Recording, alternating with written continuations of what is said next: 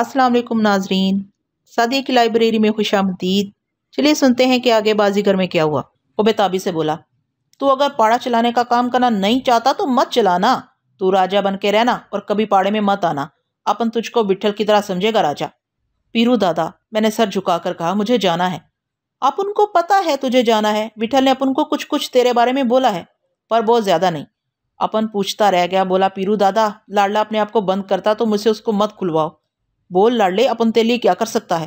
तुम्हारा बहुत बहुत शुक्रिया पीरू दादा, तुमने तिवाड़ी के मामले में हमारी मदद की, यही बहुत है। तुम्हारा दिल बहुत बड़ा है। अपन ने कुछ भी नहीं किया लाडला, अपन तो बैठा साला देखता रहा। वो इस तरह से बोला, लाडला, अपन ने तेरे लिए एक बात सोचा है, जरा तसल्ली से सुनना। मेरे कान खड़े हो गए। लाडला, अपन चाहता है कि अभी विठल भाई से ऐसा रिश्ता बना ले कि कभी ना टूटे।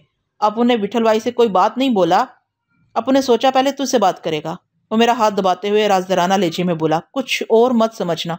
ख्याल कर लेना कि तेरे सामने पीरू दादा बोल रहा है, जिसका कोई इज्जत है। अपन तुझे एक राज की बात खोल रहा है। विठल भाई की तरह अपन का भी एक औलाद है। वो अपन का बेटा भी है, बेटी भी।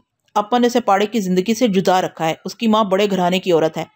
अपन उसे ले आया था। ये एक लंबा कहानी है, बस इतना जान ले कि इसके बाद वो घर वापस नहीं गया और अपन भी उसे इधर नहीं लाया। अपन ने अक्खा जिंदगी उसे हंसता खेलता देखने के लिए बिता दिया है। जो बाकी रह गया वो भी उसी के लिए है। अपन उसके माथे पर एक लकीर देखना नहीं मांगता। जो कुछ अपन से हो सका उसके लिए किया। ये पाड़ा, ये साला अक्खा धंधा उसी के लिए है। सुन जानी, अपन की रानी का एक बेटी है। अभी अपन अपने मुंह से अपनी बेटी के बारे में क्या बोले। वो चांद का टुकड़ा है, पढ़ता लिखता है। अपन तुझे उसको देना चाहता है। अपन पीरू दादा है लाडला, कोई बाप अपनी बेटी के बारे में ऐसा नहीं बोलता। पर अपन ने तुझसे कोई शर्म नहीं किया है, क्योंकि अपन का मन साफ है और अपन साफ बात मांगता है। तू इसे ले ले। मेरे कान सनसनाने लगे। पीरू दादा, मैंने वैश्य से कहा, बस करो, ऐसी बातें मत करो जिनका जवाब सुनते हुए तुम्हें दुख हो। तुम मुझे इस लायक समझते हो तो ये तुम्हारा बहुत एहसान है, बहुत शुक्रिया। मेरी आवाज़ घुट गई। मगर मैं किसी लायक नहीं हूँ। मुझे ना तो विठल भाई के पास रहना है, न कहीं और। जुबान बंद कर लो पीरू दादा। भूल जाओ कि तुमने अभी मुझसे ये बातें की हैं। मुझे अपनी नज़रों में मत गिराओ। मुझे इतना नादम मत करो। अपन का कोई जोर नहीं है, अपन जानता है। इससे आगे कोई बात मत करना पीरू दादा। लाडला, अपन तुझसे मिन्नत नहीं करता, सोचने को बोलता है। अपन जानता है ये बातें जोर देने की नहीं होती। ये सब तेरे जी पर है। अपन ने तेरे सामने एक बात रखी है, तू चाहे तो उसे एक बार देख ले। तेरे लिए अपन ये भी कर सकता है। वो बहुत अच्छा बेटी है। वो एकदम एक नंबर है। वो जरूर अच्छी होगी, लेकिन मैं बहुत बुरा हूँ पीरू दादा। कुछ और मत कहो, मेरे लिए सर उठाने की गुंजाइश बाकी रखो। तू सोच ले। वो अफसुदगी से बोला, अच्छी तरह सोच ले। अपन भी विठल भाई के माफिक नहीं चाहता कि तू चाकू उठाए। अपन तुझको वही आदमी देखना मांगता है जो विठल देखना मांगता है, और जैसा तो खुद है।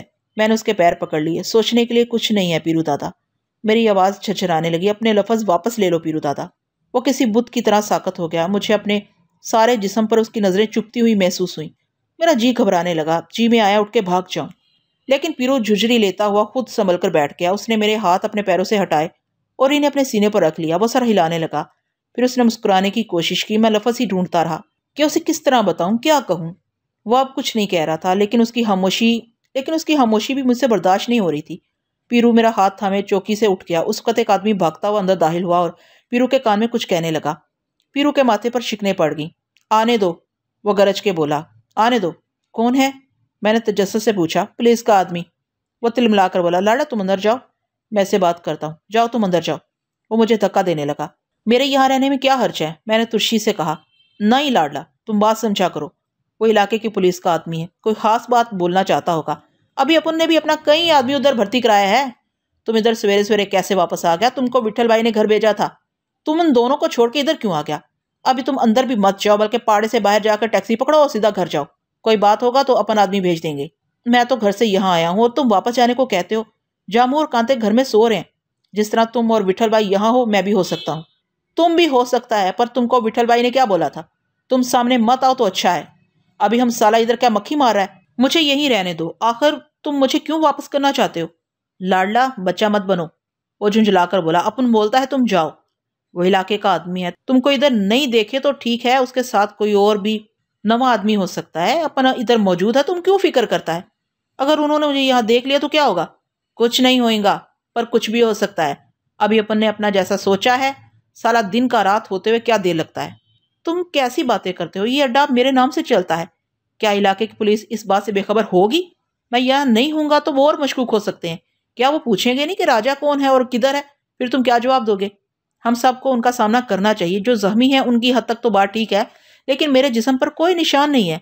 मैं भी तुम्हारी तरह उनके सामने आ सकता हूँ, उनसे बात कर सकता हूँ। लाडला, ये अड्डा तेरे नाम से जरूर है और तेरा ही है, पर तूने आज तक इलाके का पुलिस आदमी से बात नहीं किया। अब भी करने की जरूरत नहीं है। अपन ज्यादा बात नहीं बोलता, वो अब आता ही होगा। जा पिछले दरवाजे से निकल जा। वो कोई भी इरादा दिल में लेकर आ सकता है। वो अपन सबको चूड़ियां भी पहना सकता है। लाडला, साला वारदात भी तो देख। पुलिस साला पब्लिक को और बड़ा अफसर को क्या मुंह दिखाएगा? कुछ ना कुछ तो उसे करना होगा। पुलिस वाला ये नहीं समझेगा कि तिवाड़ी के अड्डे पर जगह जगह पान का पी किसने थूका है, किस पाड़े वाले आदमी ने ऐसा किया होगा। वो हर तरफ आएगा, इधर भी आएगा और इधर पहले आएगा। अपन का तिवाड़ी का बहुत पहले से लगता था। अपन साला तिवाड़ी से सदा हार गया कि अपन वो धंधा नहीं कर सकता था जो तिवाड़ी करता था। वो साला तो आदमी नहीं, कुत्ता था। अगर तुम पकड़े गए तो मैं भी तुम्हारे साथ जाऊंगा। लाडला, धब्बा मत लगाओ। वो नाराजी से बोला, तुमको ये सब नहीं करना। तुम ऐसा क्यों सोचता है? जो अपन बोलता है वो करो। तुम क्यों जाएगा जब अपन इधर बैठा है? ज्यादा आदमी जाना ठीक है या कम आदमी? तुम्हारे और विठल भाई के बदले मैं चला जाऊंगा और अपन तुझे जाने देगा, वो तैश में बोला। दरवाजे से एक और आदमी भाग के आया। पीरू ने मुझे सख्त लफ्जों में खुफिया दरवाजे से बाहर निकलने की तलकीन की। मैं समझ चुका था कि मेरी कोई बात उस पर असरअंदाज नहीं होगी। उसे नहीं मालूम था कि मैंने जेल में 7 साल गुजारे हैं और इन पुलिस वालों से मेरा वास्ता कुछ कम नहीं रहा है। वहां से एक लम्हे के लिए हटने को मेरा जी बिल्कुल नहीं चाहता था। मुझे हालात की नज़ाकत का पूरी तरह एहसास था। विठल अंदर मौजूद था। जो उसका असर होता वही मेरा भी होता, मगर पीरू का इसरार इतना शदीद था कि मुझे उसकी बात माननी पड़ी। पुलिस अंदर आई तो एक आदमी ने मुझे इशारा किया और पाड़े के खुफिया दरवाजे से बाहर निकाल दिया। ये दरवाज़ा सड़क पर खुलने की बजाय बराबर की इमारत के एक फ्लैट में निकलता था। फ्लैट में पीरू के एक आदमी का कुनबा रहता था। उस आदमी ने मुझे फ्लैट में रोकना चाहा, मगर मैं सीढ़ियां उतरता हुआ गली में आ गया। इलाके में हर तरफ पुलिस फैली हुई थी। मैं पाड़े से कुछ दूर होटल में जाके बैठ गया। यहाँ से मैं पाड़े का फाटक बआसानी देख सकता था। चाय के दौरान में मेरी नजरें उसी दरवाजे पर मरकूज थीं। होटल में पाड़े के कुछ और आदमी भी थे, लेकिन वो मुझसे बेनियाज बैठे रहे। मुझे मतली सी हो रही थी और मैंने 2-3 घूंटों में चाय पी ली। होटल में बहुत शोर था। जोर जोर से ग्रामोफोन बज रहा था। मैंने कानों पर हाथ रख लिए और मेज पर कोहनियां टेक के बैठ गया। मालूम होता था कि होटल में आने वालों के लिए गाना सुनना शर्त है। पीरू के जो आदमी होटल में बैठे हुए थे उन सब की नजरें मुझ पर जमी हुई थी। उन्हें भी मालूम होगा कि पाड़े में पुलिस मौजूद है। वो समझ रहे होंगे कि मैं उसी के खौफ से यहाँ आकर बैठ गया हूँ। जब खुद मेरा ये हाल है तो उन पर इसका क्या असर होगा। मैंने सोचा वापस पाड़े चला जाऊं। इससे बेहतर था कि मैं इस होटल में ही ना आता, बल्कि कहीं और निकल जाता। लेकिन यहाँ आने के बाद अचानक उठ जाना उनके लिए और ज्यादा तशवीश का सबब होता। मैं वहीं बैठा रहा। ये एक मौजूद तरीन जगह थी। यहाँ से मैं पाड़े की इमारत में आने जाने वाले हर शख्स को देख सकता था। खासी देर हो गई, अंदर से कोई नहीं निकला। मुझे अपने आप से चिढ़ होने लगी। मैंने पीरू की बात रद्द क्यों नहीं कर दी? यहाँ तमाशाई की तरह आके क्यों बैठ गया? फिर सवेरे सवेरे मेरे घर से वापस आने का क्या मकसद था? मेरे जहन में कोई बात वाजिया नहीं थी। सर में फिरकी सी चल रही थी। पुलिस वाले अभी वापस नहीं हुए थे। बहुत मुमकिन था कि जब वो बाहर निकले तो विठल, पीरू और पाड़े के बहुत से आदमी उनके हमरा हो। अगर नतीजा यही निकलना था तो रात को तिवाड़ी के पाड़े में घुस के चाकुओं की धार आजमाई जाए और इसे किसी न किसी तरह खुली आंखों और हिलते हुए जिस्म के साथ पकड़कर मेरे सबूत कर दिया जाए और सुबह इस वारदात के इल्जाम में खुद पुलिस के हवाले कर दिया जाए तो ये खूब लतीफ़ा था। यह नतीजा भुगतते हुए पीरू और विठल मुझे शरीक करना चाहते थे, क्योंकि वह समझते थे कि नताइज की सारी जिम्मेदारी उन्हीं पर आनी चाहिए। जैसे तिवाड़ी से तो उन्हीं का मामला था ना। मैं तो दरमियान का एक आदमी था और मैंने तो इन्हें इस काम का ठेका दिया था। ना मैं उनकी सोच में शरीक था, ना मैंने अमली तौर पर उनका साथ दिया था। वो चले जाए, मैं देखता रहूं खूब। ना जाने वो क्या समझते थे। अगर विठल को ये अंदेशा था कि कृष्णा जी की वजह से बहुत से पुलिस अफसर मेरी सूरत आशना हैं, मैं यहाँ मौजूद होऊंगा तो उनमें से कोई भी मुझे पहचान सकता है। मुझे खुद भी ये अच्छा नहीं लगता कि मरने के बाद कृष्णा जी के नाम पर किसी किस्म का दाग आए। मुझे पहचान लिया जाता तो अखबारात और शहर भर में किस्म किस्म की अफवाहें बनबनाने लगती। मस्ताना का वाकया दोहराया जाता और कहा जाता कि राज कृष्णा एक ऐसे शख्स को अपने साथ रखता था जिसका ताल्लुक शहर के मशहूर दादाओं से है। मगर वो तो मैं किसी वक्त भी पहचाना जा सकता था। कृष्णा जी के यहाँ बड़े अफसर आते थे। उनका ताल्लुक पुलिस हेडक्वार्टर से था या हेड ऑफिस से। इलाके के छोटे अफसरों से उनका राब्ता कम रहता था, इसलिए इलाके के पुलिस वाले मुझसे वाकिफ नहीं थे। उधर मैंने अपने आप को महदूद रखने की पूरी कोशिश की थी। मुझे इस बात का बहुत पहले से ख्याल था। पाड़े के तमाम मामलात जोरा और छेदा ही पुलिस से तय करते थे। रात को मैं अमूमन पाड़े में नहीं होता था। फिर कृष्णा जी की मौत को कई महीने गुजर गए थे जब मैंने झींगा उस्ताद के पाड़े में कदम रखा था।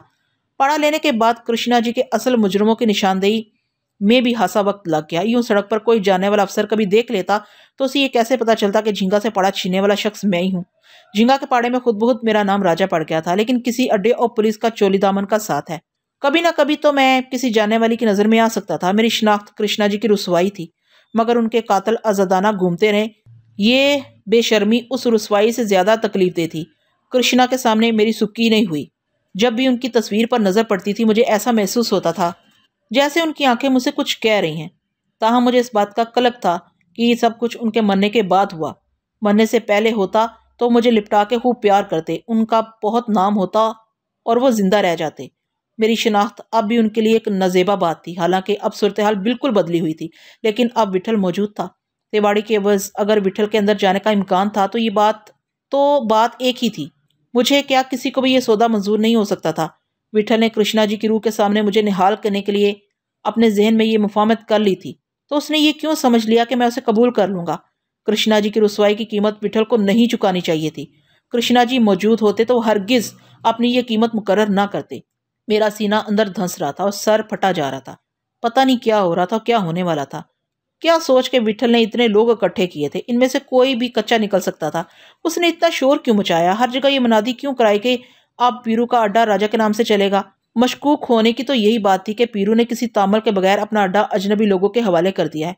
शक की दावत तो खुद विठल ने दी थी।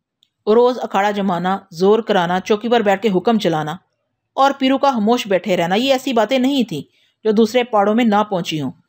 अगर ये सब तिवाड़ी के लिए था कि वो एक बहुत बड़े अड्डे का मालिक है, छोटे मोटे पाड़े शामिल करके तकरीबन आधा शहर उसके जेरे से आ जाता था। उसके पास आदमियों की तादाद ज्यादा थी। वो बहुत बड़ा कुंबा था और विठल ने ये सब कुछ देख के अपने दिमाग में उसके लिए मौत से बदतर सजा तजवीज़ कर रखी थी। तो उसे और बातों पर भी तवज्जो देनी चाहिए थी। मुमकिन है उसे मैं ये सजा न दे पाता, लेकिन मैं रफ्ता रफ्ता उसके करीब पहुंच रहा था। शंभू नवाज की मौत के बाद वो आधा रह गया था, बाकी आधा भी किसी न किसी सूरत से मुझे ही खत्म करना था। मगर इस तरह नहीं होता। शंभू नवाज की तरह पुलिस खोज लगाती रहती। पीरू ने अभी अभी जिस लहजे में बात की थी उसमें खौफ का नमक शामिल था। गोया उसका यकीन भी मुतज़्ज़ल हो गया था कि जो कुछ हो रहा था और हो चुका है, इसमें इसका दामन साफ रहेगा। उसने मुझे पाड़े से निकाल दिया था क्योंकि उसे हालात बिगड़ जाने का इतना ही खदशा था जितना मुझे। शायद यही कोई छुपा हुआ खौफ था कि उसने अपनी बेटी का जिक्र मुझसे कर दिया। वो कहता था कि उसने अपनी बीवी और बेटी के लिए जो हो सका फराहम किया है। तिवाड़ी के बाद शहर में दूसरा बड़ा पाड़ा पीरू का था। शहर में दूसरी बड़ी आमदनी का पाड़ा। उसे आने वाले दिनों पर एतबार नहीं होगा। जब भी वो मुझसे कहता था कि अब ये सब कुछ मैं संभाल लूँ, यानी वो भी अब इस कश्मकश में मुब्तला था कि विठल के अंदाजे गलत भी साबित हो सकते हैं। विठल के ख्याल से वो खुल के अपने तजबज़्ज़ब का इजहार नहीं कर रहा था, मगर वो मुतरद्दद जरूर था। विठल अंदर सो रहा था। जामोर कांते उधर गहरी नींद में डूबे हुए थे। पीरू जाग रहा था और मैं जाग रहा था। किसी आदमी ने इशारा किया होगा। बैरन मेरे सामने एक और चाय ला के रख दी। मैं हड़बड़ा गया और मैंने अपने दिमाग की धूल झाड़ने के लिए बेख्तियार कई बार सर झटका। उसी लम्हे पाड़े के फाटक की खिड़की खुली। मैंने अपनी कुर्सी सीधी कर ली। मेरी निगाह वहीं अटकी हुई थी। पाड़े के 2-3 आदमी खिड़की से बाहर निकले। फिर एक बवर्दी शख्स बरामद हुआ। उसके साथ 3 सिपाही थे। मैं इंतजार करता रहा, मगर अंदर से कोई और नहीं निकला। पाड़े के आदमियों ने चंद कदम तक पुलिस वालों का साथ दिया, फिर वापस हो गए। मैंने एक लंबी सांस खींची। पुलिस वाले होटल के करीब आ गए। वो इलाके के थाने का कोई छोटा सा अफसर था। मैं उसका चेहरा गौर से देखा। वो फिक्रजदा था। जब वो होटल से गुजर गए तो मैंने उठने में 2-3 मिनट का तौक़ुफ़ किया। होटल वाले ने मुझसे चाय के लिए पैसे नहीं लिए। पीरू के आदमियों ने मना कर दिया होगा। मैंने भी इसरार नहीं किया। पाड़े की इमारत के बाहर स्टॉल पर बैठे हुए लोग मेरे वहां पहुंचने पर खड़े हो गए। क्या बात है? मैंने अपना तजस्सुस छुपाते हुए पूछा। लैला राम आया था, एक ने बेपरवाही से कहा। अपन का ही कबूतर है, दादा को बोलने आया था कि जरा नरम गरम हो सकता है। क्या मतलब? मैंने घबरा के कहा। अभी सुना है साला कुछ फंटूशों का उधर हाजिरी करेगा। भले करे, वो नाक चढ़ा के बोला। उस्ताद को बोलता था कि 1 डजन आदमी उधर ले जाएगा। अभी अपन ने उस्ताद को बोला कि अपन को भेज दो। छुट्टी किए हुए बहुत दिन हो गया, कुछ कमर वमर टिका लेगा। उसकी बातों पर उसके साथी हंसने लगे। मैंने उनका साथ देने की कोशिश की, मगर मुस्कुराहट मेरे लबों पर थरा कर रह गई। इमारत में जाने की बजाय मैं वहां से आगे चल दिया। कुछ आगे जाकर मैंने एक टैक्सी पकड़ ली। मेरे पुराने इलाके में भी पुलिस गश्त कर रही थी, बल्कि टैक्सी जहां जहां से गुजरी चौराहों पर टोलियों में पुलिस मौजूद थी। टैक्सी वाला रास्ते पर मुझसे रात के वाक़े पर बात करता रहा कि उधर आने जाने पर सख्त पाबंदी है। पुलिस ने तिवाड़ी दादा का पड़ा सुबह से अपने कब्जे में ले रखा है। गाड़ी भर भर के पुलिस आती है और इलाके में बिखर जाती है। तिवाड़ी के पाड़े के करीब का सारा बाजार बंद पड़ा है और लोग फ्लैटों में घुसे बैठे हैं। इर्द गिर्द की सड़कें सुनसान पड़ी हैं। मेरे इलाके में कोई गैर मामूली बात नजर नहीं आ रही थी। मैं अंदर पहुंचा तो जोरा बेतबाना उठ के मेरे पास आया। उसने मुझे जोर से भींच लिया। यहाँ आकर मुझे कुछ सुकून मिला। यहाँ टिड्डा भी मौजूद था। वो मेरा हाथ पकड़ के उछलने लगा। जोरा ने मुझे बताया कि माटी को सेठ दीना के गोदाम में रखा गया है। उसके साथ 2-3 आदमी और हैं। माटी की हालत ज्यादा अच्छी नहीं है, खून बहुत निकल गया है। पीरू के हाथ डॉक्टर ने बाजू में कई टांके लगाए। सेठ दीना का गोदाम पीरू के इलाके में था। जोरा ने मुझे इत्मीनान दिलाया कि वो जगह नहायत महफूज है। मेरे इलाके से चंद लोग पकड़ कर ले गए थे। जोरा इस बात पर फिक्रमंद नहीं था। उसे तवक्को थी कि जल्द या बदेर पुलिस अफसरान उसे भी थाने बुलाएंगे या खुद यहाँ आएंगे। वापस आते हुए मैंने बालमहा के अड्डे का भी एक चक्कर लगाया। पुलिस ने वहां से भी चंद आदमी गिरफ्तार कर लिए थे। पीरू के इलाके में वापस पहुंचते पहुंचते दोपहर हो गई। मैं पाड़े नहीं गया, इलाके में इधर उधर घूमता रहा। वहीं मुझे पाड़े के कई आदमी मिल गए। उनकी जुबानी मालूम हुआ कि विठल और पीरू इमारत में मौजूद हैं। कुछ देर हुई, विठल सो के उठाए और उसने चौकी संभाल के पीरू को आराम करने के लिए अंदर भेज दिया है। सुबह से 2 मरतबा पुलिस आ चुकी है और कोई 15-20 आदमी हवालात में बंद कर दिए गए हैं। पीरू थोड़ी देर के लिए बाहर निकला था और इलाके के एक मुख्तसर गश्त के बाद वापस चला आया। फिर जब उन्होंने तिवाड़ी के पाड़े में पुलिस को मिलने वाली लाशों के बारे में बताया तो मैं यकीन नहीं आया, मैं गुंग रह गया। वो उनकी तादाद 26 बता रहे थे। मैंने उनसे दोबारा तस्दीक की और मुझे गुमान हुआ कि जैसे ऊंचा सुनने लगा हूँ। वो कह रहे थे कि पुलिस को कोई भी जख्मी नहीं मिला। खुद तिवाड़ी के बहुत से आदमियों को पुलिस ने पकड़ लिया है। उसके मातहत दूसरे पाड़ों के कई दादाओं को भी हवालात में दाखिल कर दिया गया। उनमें शोला उस्ताद भी शामिल है। मैंने उनके सामने कोई तबसरा नहीं किया, चुपचाप एक तरफ बढ़ गया। मेरे कदम बोझल हो गए थे और जिस्म अचानक टूटने लगा था। शायद ये पहला दिन था कि मैंने राहगीरों को गौर से नहीं देखा। शाम हो गई और रोशनी आंखों में खुबने लगी तो मुझे गिरदोपेश की खबर हुई। मैं न जाने कहाँ निकल आया था। ये शहर का कोई ऐसा इलाका था जहां मैं इससे पहले नहीं आया था। पीरू के इलाके से यहाँ तक हजारों लोग सड़कों पर गुजरे होंगे। मुमकिन है उनमें कोरा भी गुजरी हो।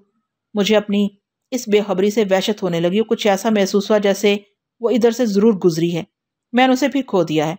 उसने मुझे गुम देखा होगा तो मुंह फेर लिया होगा। जब मुझे उसका कुछ होश ही नहीं है तो वो क्यों मुझे आवाज दे। मैंने अपना हाथ दांतों से काट लिया और मेरे दिल में आया कि मैं अभी इसी लम्हे शहर से निकल जाऊं। जो विठल का हशर होगा उसे मैं नहीं रोक सकता। मैंने उसे नहीं बुलाया था। मैंने उसे ये नहीं कहा था कि ये सब कुछ करे। मुझे तो कोरा की तलाश में आगे जाना है। मैं यहाँ रहूंगा तो फिर कोई ना कोई बात हो जाएगी। फिर कोई जंजीर मेरे पैरों में पड़ जाएगी। कोरा तक पहुंचने में और देर हो जाएगी। मैं देर से उसके पास पहुंचूंगा तो वो कहेगी अब भी क्या जरूरत थी आने की, अभी और 2-4 काम निपटा के आते। मैं करीब के स्टेशन वाली एक बस में बैठ गया। रास्ते में मैंने अपने जहन में कोई और ख्याल नहीं आने दिया। मैंने तहिया कर लिया था कि जो गाड़ी भी नजर आई उसी में बैठ जाऊंगा। लेकिन स्टेशन पर कदम रखते ही मेरा इरादा मुंतशर हो गया। मेरे गले में पड़ी हुई माला तंग होने लगी और उसके दाने चुभने से लगे। मुझे ऐसा लगा जैसे कोरा शिकायत कर रही हो कि मैं उससे मिलूंगा तो वो मुझसे नहीं बोलेगी। कहेगी कि मैं विठल को छोड़ के क्यों चला आया। वो इतनी ही अच्छी थी, उसका दिल इतना ही नर्म नाजुक और साफ शफाफ था। वो ऐसा ही कहती। वो मुझे किसी की नज़रों में कम नहीं देखना चाहेगी, चाहे वो खुद तकलीफ बर्दाश्त कर ले। स्टेशन से पीरू का इलाका कुछ नज़दीक हो गया था। मैं कज़न के साथ बस में बैठ गया। मैंने सोचा था विठल के सामने जाते ही इतराफ़ कर लूंगा कि इस मौके पर उसे छोड़ने का ख्याल मेरे दिल में आया था। जब मैं रात को अपनी माला देखूंगा और कोरा मेरी बंद आंखों में कहीं से उतर आएगी तो मुझे उसके सामने नदामत नहीं होगी। इलाके में सुबह जैसी बात नहीं थी। पुलिस की तादाद पहले से ज्यादा थी। मैंने अपने दिल की धड़कन संभाले रखी। विठल से अगर कोई लर्जिश हो गई थी तो ऐसा होना मुमकिन था। किसी से भी ऐसा हो सकता था। बड़े बड़े अंदाजे गलत साबित हो जाते हैं। विठल पहले भी कई बार जेल जा चुका था। ऐसी वारदात के बाद इलाके में पुलिस का आना, तफ्तीश करना और गिरफ्तारियां करना कोई तवक्को के खिलाफ बात नहीं थी। तवक्को के खिलाफ बात यह थी कि वो इतनी आसानी से विठल और उसके साथियों तक पहुंच जाएं और किसी और तरफ सोचने और मुंतशिर होने की बजाय इसी जानब अपनी सारी तवज्जो मरकूज कर दें।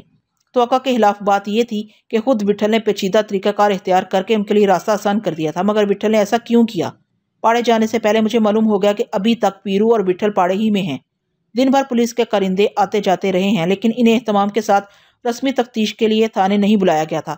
विठल ने जरूर तमाम पहलुओं पर गौर किया होगा। मेरी बेयकीनी की वजह शायद कोरा ही थी। मुझे डर था कि कोई ऐसी वैसी बात हो गई तो मुझे फिर देर हो जाएगी। वो विठल को थाने बुला लें, जेल में बंद कर दें। मगर उसके मानी ये नहीं है कि उन्होंने विठल पर फर्द जुर्म आयद कर दी। विठल ने अपने दिफा की हर तदबीर ज़हन में महफूज और मलहूज रखी होगी। इसके बावजूद कोई हादसा रूनुमा हो जाए, कोई रोज़न खुल जाए तो विठल क्या कर सकता है? फिर तो आदमी हाथ पर हाथ धरे बैठा रहे और कृष्णा जी को खत्म करने के बाद तिवाड़ी सर उठाकर चलता रहे और शंभू नवाज उसे सोने की दीवार में छुपाता रहे। विठल ने यकीनन हर इम्कान नज़र में रखा होगा। पीरू के आदमियों ने मुझे पाड़े में दाल होने से रोक दिया। फाटक के सामने पुलिस की 2 गाड़ियां खड़ी थीं। पता चला कि अंदर इलाके के थाने के बड़े अफसर के साथ वो अफसरान भी मौजूद है जिन्हें तिवाड़ी के पाड़े की वारदात के सिलसिले में मुतय्यन किया गया है और इन्हें आए हुए खासा वक्त गुजर गया है। मैं दरवाजे पर खड़े हुए लोगों को रास्ते से हटाता हुआ अंदर दाखिल हो गया। विठल के होंठों में हुक्के की नह दबी हुई थी। पीरू उसके बाजू में बैठा था। चौकी पर पुलिस के 4 अफसर मौजूद थे। 3 सिपाही दूर दीवार से लगे हुए खड़े थे। अफसरों के सामने लेमन की बोतलें खुली हुई थी। सबसे पहले विठल ने मुझे देखा। उसकी भुएं सुकड़ गईं। उसने अपनी आंखें बंद कर ली और चंद लम्हों बाद दोबारा खोली तो उनमें तासुफ और परेशानी के असरात थे, जैसे वो मुझे दरवाजे से लौट जाने की तलकीन कर रहा हो। मैं कश्मकश में दरवाजे पर ठुठका खड़ा रहा, लेकिन वापस जाना मुनासिब मालूम नहीं हुआ। मैं तेजी से चौकी के पास पहुंचकर दरवाजे की तरफ जिन अफसरों की पुस्त थी वह मेरे सामने थे। मेरी आंखें सुन हो गई। उनमें मेरा एक शनासा था। मुझे अपने हवास बजा रखने में मुश्किल पेश आई। उसका भी यही हाल हुआ। मेरे हाथ सलाम के लिए उठे के उठे रह गए। उसका चेहरा बिगड़ गया था। वो मुझे हैरान नजरों से घूर रहा था। मैंने भी अपनी आंखें नहीं झपकाई। हम दोनों एक दूसरे को तकते रहे। विठल की आवाज पर वह चौंक पड़ा। शुक्ला जी, विठल ने बेजार लहजे में कहा, कोई और बात पूछनी हो तो झिझक ना करें।